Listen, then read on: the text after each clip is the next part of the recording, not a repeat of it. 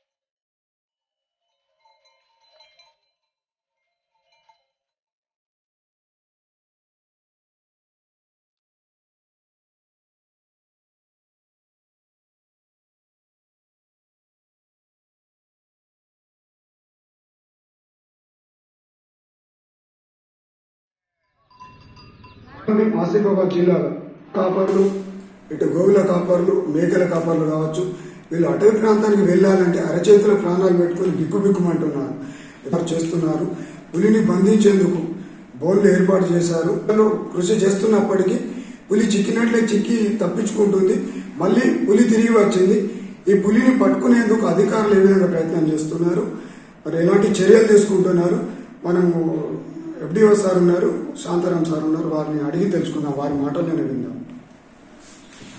ఈ కొమరం భీం ఆసిఫాబాద్ జిల్లాలో ఇప్పుడు డిస్టర్బ్డ్ టైగర్ మనకు మళ్ళా తెలంగాణ లోపల వచ్చింది, న్యూస్ వచ్చింది. ముఖ్యంగా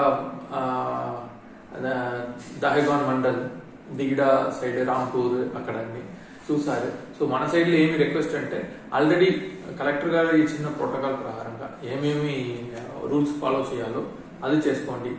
సర్పంచ్ వాళ్ళందరికీ మన రిక్వెస్ట్ ఏంటి అంటే, డబ్బు కొట్టాలి రోజుకు 2 సారి, సాయంత్రం పొద్దున. లోపల ఫారెస్ట్ ప్రొటెక్షన్, అదే టైగర్ ప్రొటెక్షన్ కమిటీని ఒకటి ఉంది, ప్రికాషనరీ కమిటీ, అదే కన్వీన్ చేయండి. దాంట్లో ఏమేమి ఇన్స్ట్రక్షన్స్ ఉందో అది ఫాలో చేసుకోండి. ఎందుకంటే మన రెస్పాన్స్ కాకుండా సర్పంచ్ రెస్పాన్స్ ఇంకా ఎఫెక్టివ్గా ఉన్నది. వారు అందరూ అక్కడే ఉన్నారు, ఊర్లో ఉన్నారు. అప్పుడు